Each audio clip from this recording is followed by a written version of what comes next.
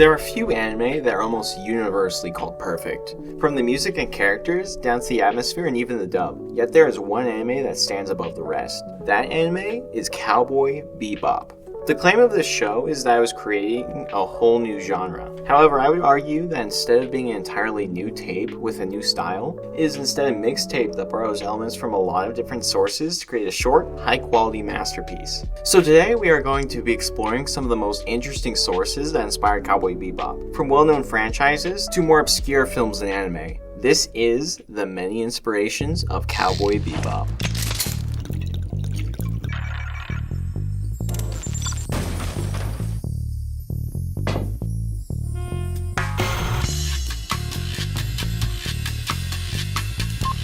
Let's start with probably one of the most obvious inspirations, Blade Runner. Blade Runner was Watanabe's, along with most 80s and 90s sci-fi animes, biggest inspiration, and it's not hard to see why. This 1983 tech-noir film took sci-fi in a whole new direction, with a dark, rainy, and gritty neo-noir future with big buildings, flying cars, and mysteries to be solved. One quick glance at Blade Runner makes it pretty obvious that the world of Bebop took heavy inspiration from this film. Watanabe is actually a big enough fan of the franchise that he made an official short film to hype up Blade Runner's sequel, Blade Runner 2049. Speaking of Blade Runner 2049, what I find super fascinating about this film is that the cycle of inspiration keeps going, as many things in Blade Runner's sequel, whether intentional or not, look very similar to some iconic scenes from Bebop, including its ending.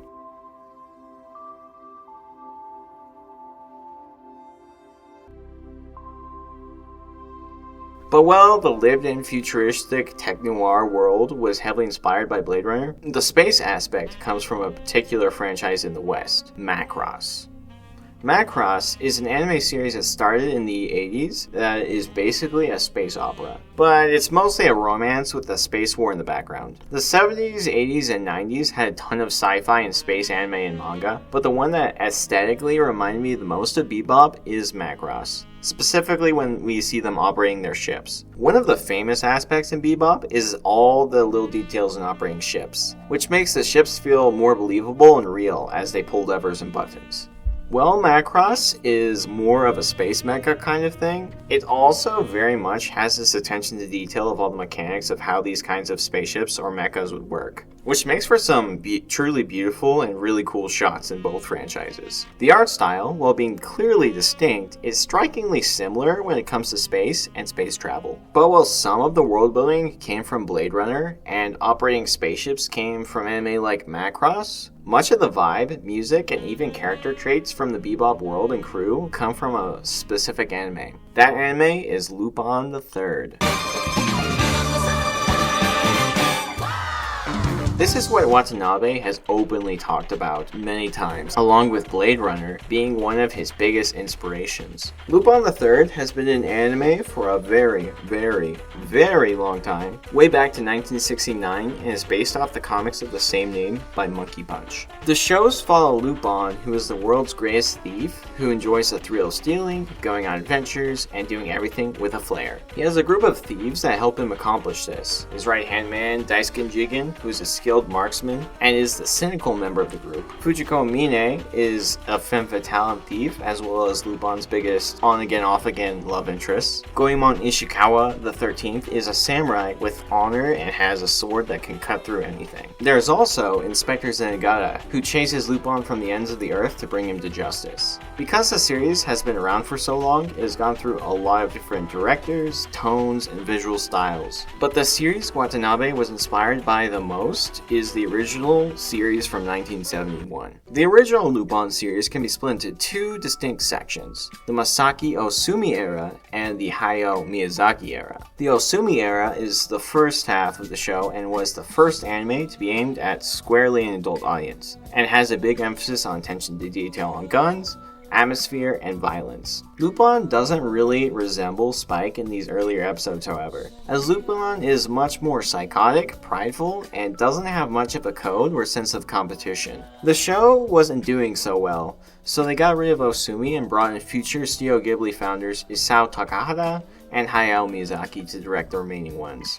The duo decided to pivot to give Lupin morals and continue to be motivated by his pride and take thrill in dangerous moments. In Miyazaki and Takahata's half, their characterizations are much more Bebop. Lupin and Spike are both motivated by thrill-seeking and pride, have their own sense of justice, and have a similar cool factor and goofiness to them. Lupin does focus more on his intellect and outsmarting his enemies instead of making ends meet by catching bounties, however. Jigen and Jet are incredibly similar, sharing tragic pasts with women, gruff voices and appearance, and are both the main character's right-hand man. Fujiko and Faye have pretty obvious parallels, and Goemon and the main villain Vicious look fairly similar, and both use swords as their main attack method. The big difference is that Goemon and Lupin start off as enemies and end up being friends, whereas Spike and Vicious do the opposite. Lupin the Third music has always been heavy on the jazz, and the visuals, especially in the first half of Part 1, have taken inspiration from noir visuals with emphasis on mood, smoking, and light and dark. The parallels go deeper than similarities in personality and music, however, as the overall carrying of weight carries on throughout the Lupin franchise. Each character at a glance seems to be pretty happy and fulfilled, but every once in a while you see the cracks slip. You see the burden, the weight that each character carries and continues to carry as the series continues to keep going on and on. One of the movies that makes this especially apparent is in Miyazaki's first feature film, Lupin the Third, The Castle of Cagliostro. Despite being one of the more adventurous and lighthearted entries in the franchise, even here we see these moments of weight.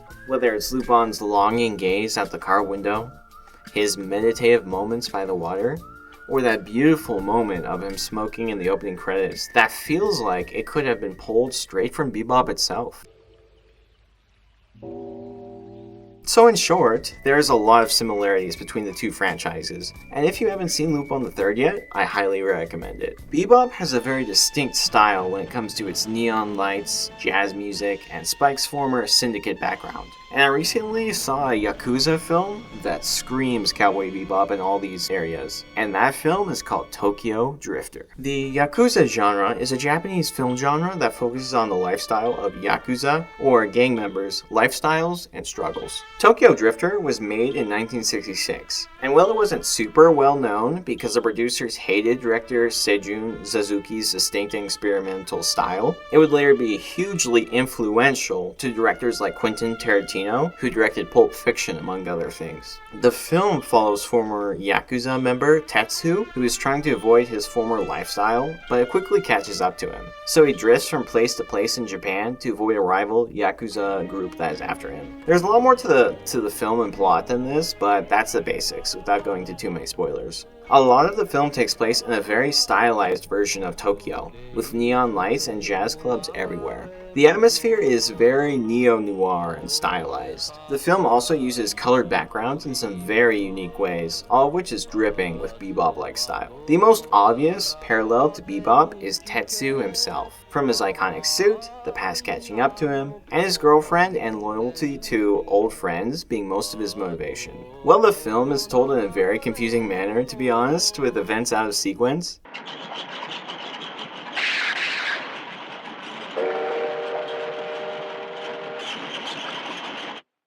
I recommend checking out this hidden gem if any of these Bebop aspects caught your interest. One of the biggest things that separates Spike from characters like Tetsu and Lupin is Spike's martial art abilities. This martial art, known as Jeet Kune Do, along with the philosophy of it, comes from the legendary Bruce Lee himself. Bruce Lee's most famous film, as well as the film that Watanabe specifically mentioned that inspired Bebop, is Enter the Dragon. As I mentioned, Bruce Lee's martial art comes both with his philosophy as well as his unique approach to fighting. The philosophy comes from various sources, including eclectic, Zen Buddhist, and Taoist philosophies. The mindset is to keep things simple, adapt with no fixed style, and offense is the best defense. There is no training for the art. Instead, Lee tells people to learn as many martial arts as they can and adopt them to your style and circumstances. He is known to say, absorb what is useful, disregard that which is useless. Lee would also often tell his students to be like water. And if any of this sounds familiar, it should, as not only does Spike teach a lot of Bruce Lee's principles, but his attitude and philosophy is very similar to Lee's teachings as well.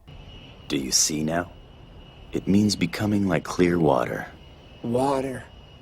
Right. Water can take any form. It drifts without effort one moment, then pounds down in a torrent the very next. In fact, the entire show's creation is super similar to what Bruce Lee taught. They saw many different styles, stories, and characters, and took what they liked, disregarded what they didn't need, and mixed them all together to create something new. They let it flow like water and didn't waste any time or energy. To close, here's a quote from Bruce Lee himself, where I alter a few words to apply it to Cowboy Bebop. To set the record straight, I have not invented a new style, composite, modified, or otherwise. That is, a style or method set within distinct form and laws apart from this style or that method. On the contrary, I hope to free my followers from clinging to styles, patterns, or molds. Do remember that the term Jeet Kune Do, or Cowboy Bebop, is merely a name used, a mirror in which we see ourselves. The brand name is really nothing special. Unlike the traditional approach, there is not a series of rules, a classification of techniques, and so forth that constitutes a so-called JKD method of fighting. It is a work that becomes a new genre itself. Cowboy Bebop. Thanks for watching.